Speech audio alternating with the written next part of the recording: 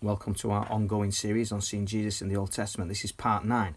Follow if you want to see more, and follow to see the previous ones. Now this next one is an unusual one because it's almost like this one is one that we wouldn't see naturally. Some of the others are a bit more obvious, but this one, I don't think we'd know that this was a sign of Jesus in the Old Testament if it wasn't for Paul's comment in 1 Corinthians chapter 10 verse 4 when he says that rock was Christ. Which rock are we talking about? It's the one that Moses struck in the desert and water gushed out and satisfied the thirst of the people. And it's not an obvious one, but with Paul's commentary and understanding, we get it. And you know, the best commentary of the Old Testament is the New Testament. So we get that expounded and we understand that. And I think it sheds some light as well as to why Moses was not allowed to enter the promised land.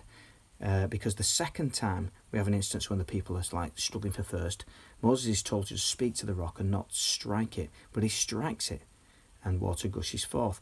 But it's almost like if that rock was Christ, then Moses has struck the rock twice and Jesus was only struck down once for all time.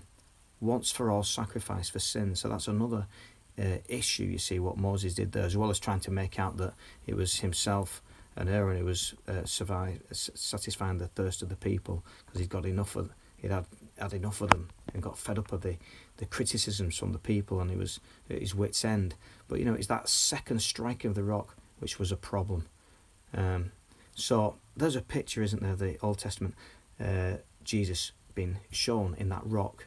And I think the other way that it shows that this was Christ is because he is the fountain of living water. He is the one that satisfies our thirst. When we come to him, we don't need to turn to anything else because he satisfies us like nothing else can satisfy us.